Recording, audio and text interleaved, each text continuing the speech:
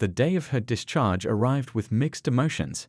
While eager to return home, she had one important task left, something that had taken all her courage to prepare for.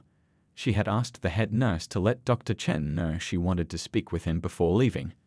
Now, sitting on the edge of her hospital bed in regular clothes for the first time in 2 weeks, she waited nervously. Her daughter sat beside her, holding her hand supportively. The young girl had watched her mother's transformation over the past 2 weeks, seeing how each day brought new understanding and deeper regret.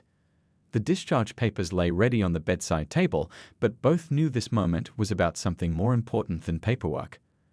A gentle knock on the door made them both look up. Dr. Chen stood in the doorway, his white coat pristine, his manner professional as always. "You wanted to see me?" he asked quietly, stepping into the room. The morning sunlight streaming through the window caught the silver threads in his hair, signs of countless nights spent saving lives like hers. She took a deep breath, her hands trembling slightly. "Yes, please. Could you sit down for a moment?" Her voice cracked slightly, but she was determined to get through this.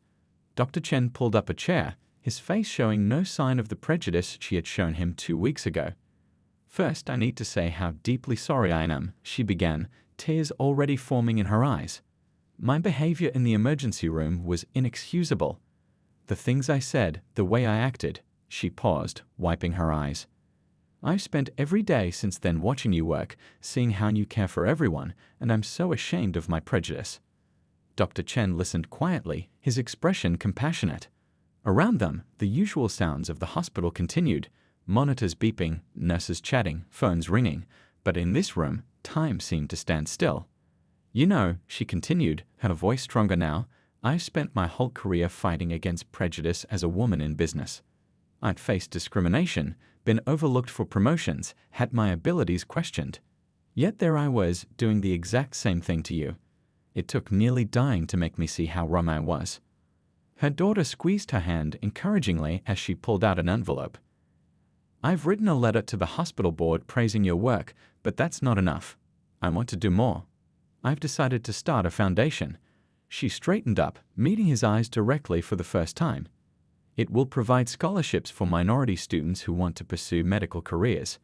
I want something good to come from my mistake." Dr. Chen leaned forward slightly, his eyes showing surprise for the first time. "That's a very generous response," he said softly. "But you know, you don't have to." "I do," she interrupted gently. "Not for you. You've already proven yourself 1,000 times over. I need to do this for all the others who face the same prejudice I showed you. For the future doctors who might give up their dreams because of people like, well, like I was." She reached into her bag and pulled out a business card. "I've already spoken with my company's legal team. We're setting up the foundation next month. I'd be honored if you consider being on the advisory board. Your insight would be invaluable in helping us identify promising students." Dr. Chen took the card, studying it thoughtfully. "You know," he said after a moment, "in medical school, they teach us about healing bodies. But sometimes the most important healing happens in people's hearts and minds." He smiled warmly. "I would be honored to help with your foundation." Standing up, she felt lighter than she had in years, as if a weight she hadn't even known she was carrying had been lifted. "Thank you," she said simply, "not just for saving my life, but for helping me become a better person." As they prepared to leave, her daughter hugged Dr. Chen impulsively. "Thank you for giving me my mom back," she whispered, "both times." The doctor hugged her back, understanding she meant both the physical saving and the spiritual transformation. Walking out of the hospital into the bright morning sunlight, she knew this wasn't the end of her journey, but rather a beginning. Her near-death experience had given her a second chance at life, and she intended to use it to help build a world with a little less prejudice and a little more understanding. Behind her, Dr. Chen was already heading back to his rounds, ready to save another life, change another heart, one patient at a time.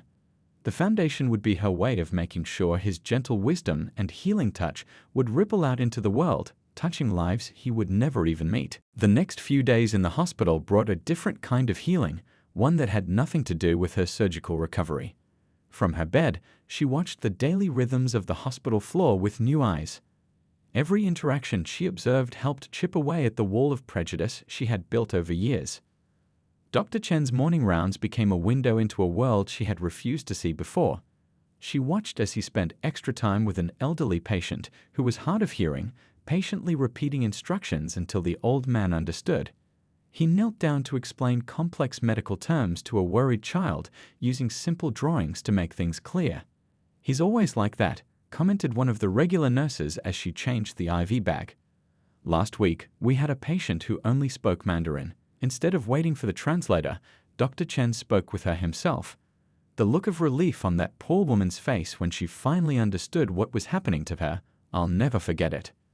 Through her partially open door, she could see him at the nurse's station, reviewing charts late into the evening. His dedication was obvious in every small detail. The way he double-checked medication orders, how he remembered every patient's specific concerns, the respect he showed to everyone from the cleaning staff to the senior physicians. One afternoon, she overheard him talking to a group of medical students outside her room. "Remember," he was saying, "every patient has a story. Our job isn't just to treat the illness, it's to understand the person."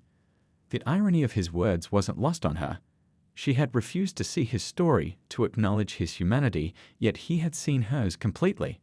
Her daughter visited daily after school, bringing homework to do by the bedside.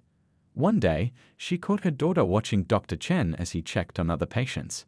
"You know," her daughter said quietly, "my best friend at school wants to be a doctor because of her uncle. He faced so much discrimination when he first started practicing, but he never gave up." She says he told her that changing minds is sometimes as important as healing bodies. The words hit home hard. She thought about her own career, how she'd fought against prejudice as a woman in the corporate world. How many times had she been judged unfairly? How many times had she had to prove herself despite others' preconceptions? Yet here she was doing the exact same thing to someone else. During physical therapy sessions, she noticed how other patients interacted with Dr. Chen. A tough-looking construction worker showed him pictures of his grandchildren. A teenage patient gave him a fist bump every time he visited. An elderly woman always brightened up when he entered her room, calling him "my guardian angel." One night, unable to sleep, she watched as he rushed past her room responding to an emergency. Hours later, she saw him still there, his surgical cap in his hand, looking tired but satisfied. A nurse mentioned later that he'd saved another life that night, just like he'd saved hers. The wall calendar in her room showed a week had passed since her surgery. 7 days of watching, listening, and learning. 7 days of confronting her own biases and seeing them crumble in the face of undeniable humanity. The person she'd been in the emergency room felt like a stranger now, someone whose thoughts and actions she could no longer understand or justify. As she grew stronger physically, she felt the weight of her previous actions more heavily. The cards and flowers from her coworkers sat on her bedside table, their get-well wishes making her wonder what they would think if they knew how she behaved. Her daughter's proud smile when talking about her recovery felt bittersweet, tainted by the memory of her initial rejection of the very person who made that recovery possible. Looking out her window at the city lights one evening, she made a decision. It wasn't enough to just feel ashamed or regretful. She needed to do something more. Her own transformation needed to mean something beyond just personal growth. But first, she needed to face Dr. Chen properly, not as a prejudiced patient, but as a humbled human being who had learned one of life's most important lessons in the most dramatic way possible. The first thing she noticed was the steady beeping of machines. Her eyes felt heavy, like they were weighed down with sand, but slowly she managed to open them. The hospital room came into focus gradually, first the white ceiling, then the pale blue curtains, and finally the worried face of her daughter sitting beside the bed. "Mom?" Her daughter whispered, leaning forward and gently squeezing her hand. "Can you hear me?" The young girl's eyes were red and puffy from crying, dark circles underneath telling the story of sleepless nights. She tried to speak, but her throat felt like sandpaper. A kind-faced nurse noticed she was awake and quickly brought over some ice chips. "Take it easy," the nurse advised, helping her with the ice. "You've been through a major surgery." Surgery. The word triggered a flood of memories, the terrible chest pain at work, the rush to the hospital, and then her face flushed as she remembered her behavior in the emergency room. The horrible things she'd said to that doctor. Her daughter saw the recognition in her eyes and looked away, still holding her hand but unable to meet her gaze. How long? She managed to whisper between ice chips. Her chest felt tight, but not with the searing pain from before. This was different, the heavy sensation of healing. 3 days, her daughter replied softly. You've been in and out of consciousness since the surgery. The doctors said that's normal with such a major procedure. She paused, then added quietly, Dr. Chen saved your life, Mom. The nurse who had been checking the monitors nodded in agreement. It was touch and go for a while during the surgery. 6 hours of incredibly delicate work. Dr. Chen is known for taking on the most challenging cases, but yours was especially difficult. The tear in your aorta was more extensive than initially thought. Fresh tears welled up in her daughter's eyes. They told me afterward that without immediate surgery, you would have. She couldn't finish the sentence. And you almost didn't get the surgery because, again, she trailed off, the weight of what had almost happened hanging heavy in the air.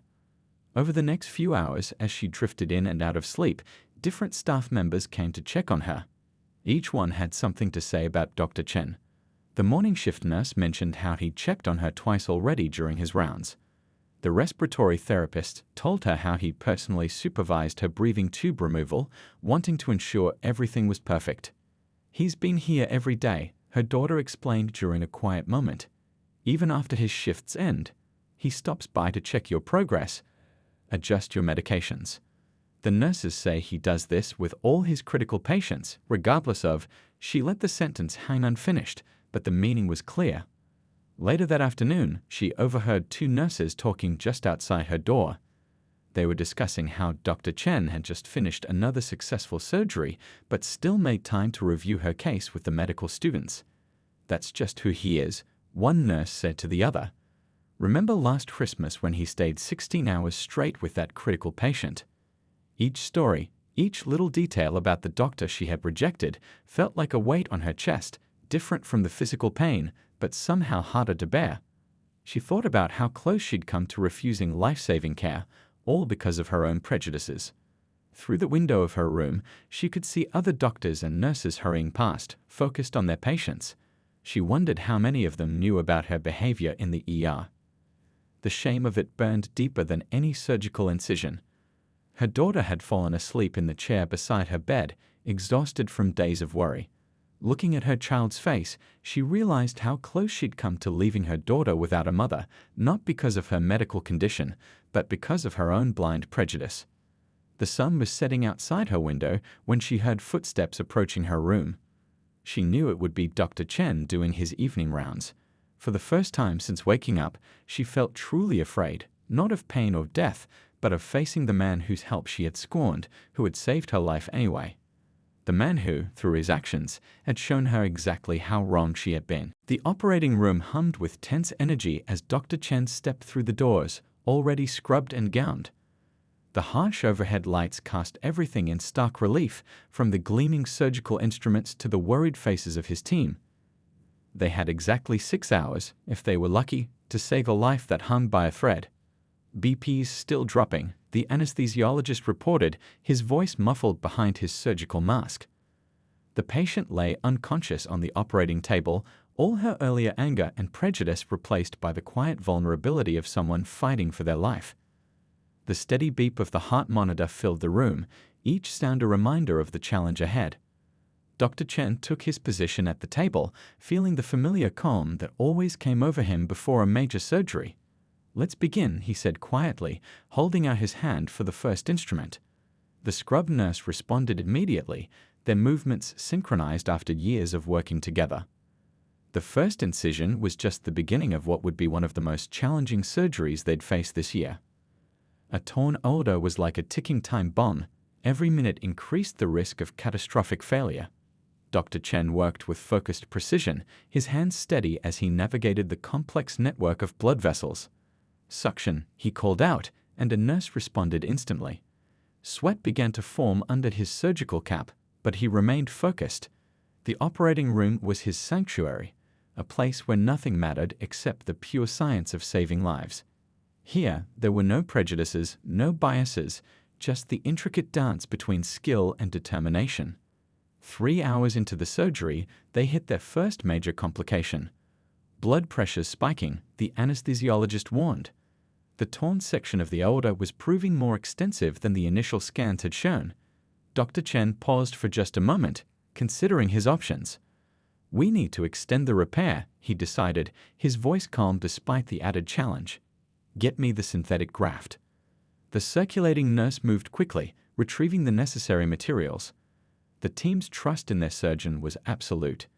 They'd seen him handle seemingly impossible cases before. Hour 4 brought another crisis. The patient's heart rhythm became erratic, forcing them to work even faster. The room temperature seemed to drop as everyone held their breath, watching Dr. Chen's hands move with incredible precision. One wrong move could end everything. "Come on," Dr. Chen whispered, more to himself than anyone else. His back ached from standing in the same position for so long, but he barely noticed. All his attention was focused on the delicate work before him. Each suture had to be perfect. There would be no second chances. 5 hours in, they finally began to see progress. The repaired section was holding, the new synthetic graft performing exactly as intended. The nursing team quietly exchanged relieved glances, though no one dared relax just yet. They'd all seen seemingly successful surgeries take sudden turns. "Heart rate stabilizing," the anesthesiologist reported, the relief evident in his voice. Dr. Chen nodded but kept working. Years of experience had taught him to remain focused until the very last suture was in place. As they approached the 6-hour mark, Dr. Chen began the final steps of closing. His shoulders ached, his feet were numb, but his hands remained as steady as when they'd started. The same hands that the patient had rejected hours earlier had just reconstructed her torn aorta with microscopic precision. "Primary closure beginning," he announced, starting the careful process of closing the surgical site.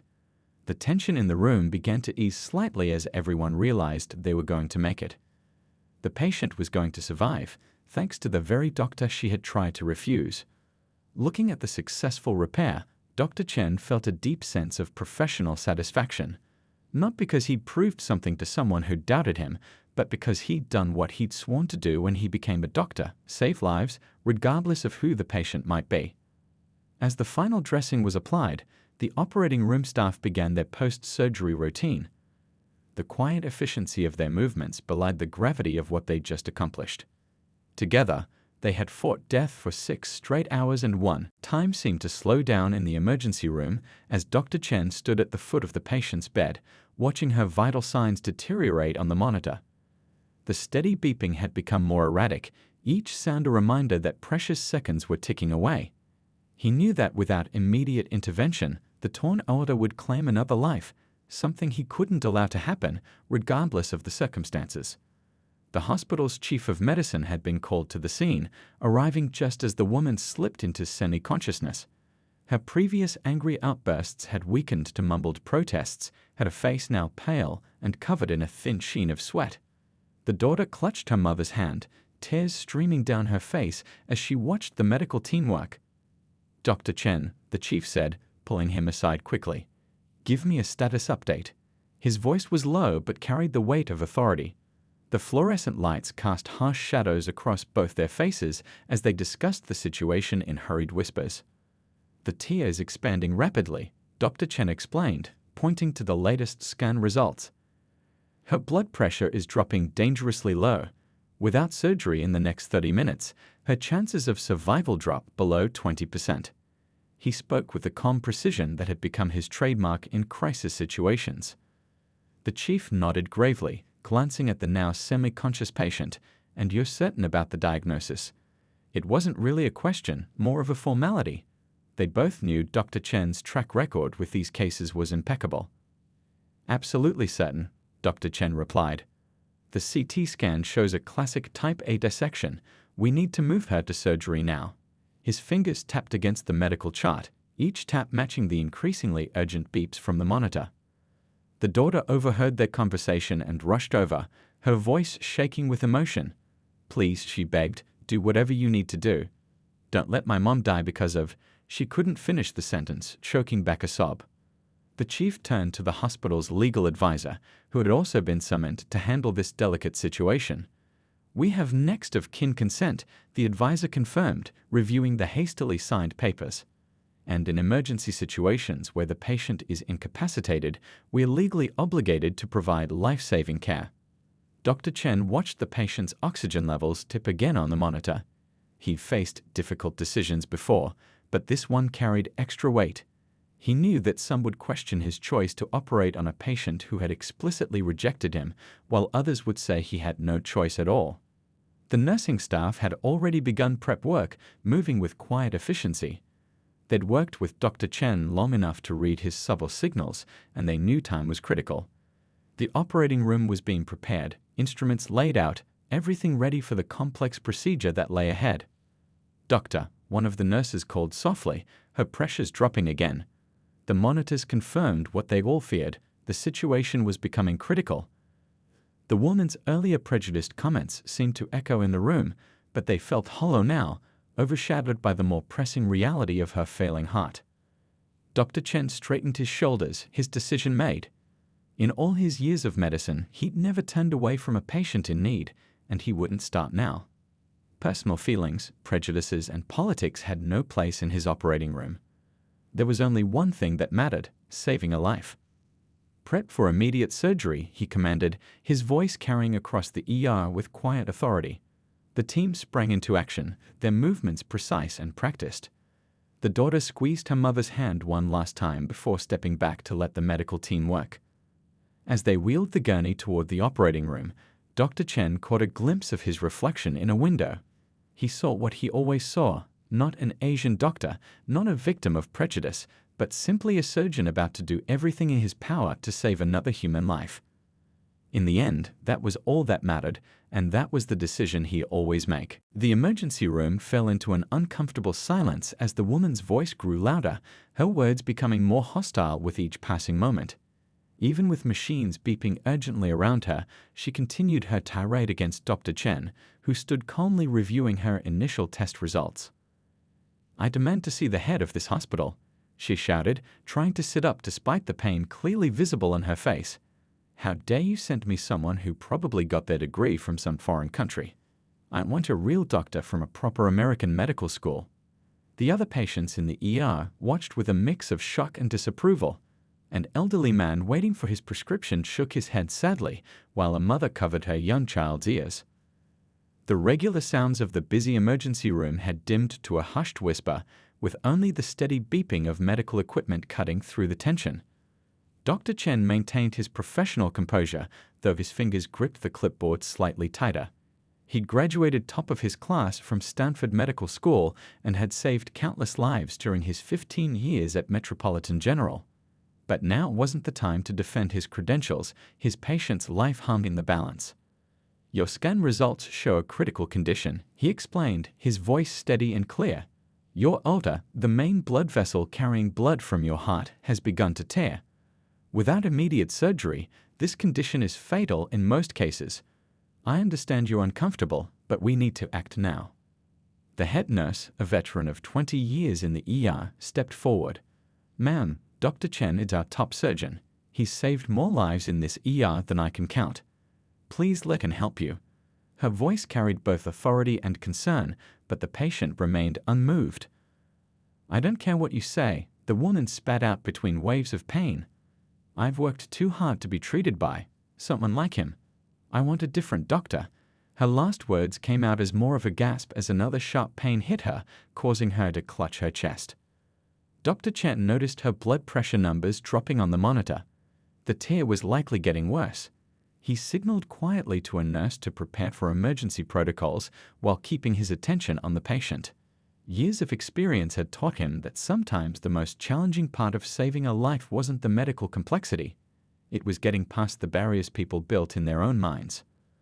The woman's teenage daughter, who had arrived moments ago, stood in the corner of the room, tears streaming down her face. "Mom, please," she begged, "just let them help you." The girl's voice cracked with fear and embarrassment, her eyes darting apologetically toward Dr. Chen. The atmosphere in the room grew heavier as the woman's condition deteriorated. Her skin had taken on a grayish tinge, and her breathing became more labored. Still, between gasps, she continued to demand a different doctor, her words now slurring slightly, another dangerous sign. Dr. Chen looked at the clock, knowing every minute reduced her chances of survival. He'd faced prejudice before, but never with such immediate life-or-death consequences. The irony wasn't lost on him. The very person rejecting his help was the one who needed it most desperately. A young resident watching the scene unfold caught Dr. Chen's eye, silently asking how to handle such a situation. Dr. Chen gave a subtle nod, teaching without words one of the hardest lessons in medicine. Sometimes saving a life means setting aside not just your own feelings, but even the patient's prejudices. The woman's words became weaker, her protests fading as her condition worsened. The monitor's beeping grew more urgent, its rhythm telling a story that only the medical staff could fully understand. Time was running out, and Dr. Chen knew he had to make a decision that would either save her life or respect her discriminatory demands. A choice that no doctor should ever have to make. The evening shift at Metropolitan General Hospital started like any other for Dr. Chen. The emergency room buzzed with its usual mix of worried families, busy nurses, and the steady beeping of medical equipment. After 15 years of working in the ER, he had developed a sixth sense for when something big was about to happen. Tonight, that feeling nagged at him more than usual. Just as he finished checking on a young patient with a broken arm, the ER doors burst open. The paramedics rushed in with a woman in her mid-40s, her face twisted in pain as she clutched her chest. Patient experiencing severe chest pain. Started about an hour ago, one paramedic reported quickly. Blood pressure dropping, pulse irregular. Dr. Chen immediately took charge, his experienced eyes taking in every detail. The woman's gray business suit was wrinkled, and her designer handbag had fallen open, spilling its contents. A half-eaten lunch sat in a fancy container, suggesting she'd been at work when the pain struck. Her manicured nails, now gripping the railings of the gurney, had turned slightly blue, a concerning sign. "I need an ECG stat," Dr. Chen called out to his team, moving swiftly to the patient's side. But as soon as he approached, the woman's eyes widened, and her expression changed from pain to visible disgust. Despite her obvious distress, she tried to push herself up on the gurney. "No," she said through gritted teeth, her voice carrying a mix of pain and hostility. "I need a different doctor." Her eyes darted around the room, deliberately avoiding Dr. Chen's concerned gaze. The implications of her behavior were clear, but Dr. Chen had unfortunately seen this before. It wasn't his first encounter with prejudice, and it likely wouldn't be his last. The nurse beside him hesitated, clearly uncomfortable with the situation, but Dr. Chen remained focused on the symptoms he was seeing. The woman's pain pattern, the spreading discomfort to her back, the growing anxiety in her eyes, these weren't typical signs of a standard heart attack. His experienced mind was already piecing together a more troubling diagnosis. "Ma'am," he said calmly, maintaining his professional demeanor, "I understand you're uncomfortable, but I'm seeing signs of what could be an aortic dissection. This is extremely serious, and we need to act quickly." He kept his voice steady and clear, trying to convey both authority and compassion. The woman's face flushed with anger despite her pain. "I said no. Don't you understand English? I want a real am." Her words cut off as a particularly sharp wave of pain hit her, causing her to gasp and fall back against the gurney. Dr. Chen noticed her left arm going slightly limp, another red flag. He quickly ordered a CT scan while simultaneously directing the nurses to prepare for emergency surgery. Every second counted now, and he knew that beneath the woman's hostile exterior was a critical patient whose life hung in the balance. The ER staff moved with practiced efficiency, their training overriding any personal reactions to the unfolding scene. Young Nurse Thompson, still in her first year, looked uncertainly between the patient and Dr. Chen, but his calm determination helped steady her nerves. As they quickly transferred the woman to imaging, Dr. Chen could hear her weakening protests mixed with groans of increasing pain. He knew that in moments like these, personal feelings had to be set aside. His years of training, countless surgeries, and genuine dedication to saving lives, regardless of who the patient was, had prepared him for exactly this kind of challenge. The initial scans confirmed his suspicions. A deadly tear was developing in her aorta, and without immediate intervention, her chances of survival would drop dramatically with each passing minute. As he studied the images, Dr. Chen took a deep breath, mentally preparing himself for the difficult surgery ahead. Sometimes, he reflected, the greatest test of a doctor's commitment wasn't just their medical skill, but their ability to rise above prejudice and fulfill their oath to help all those in need.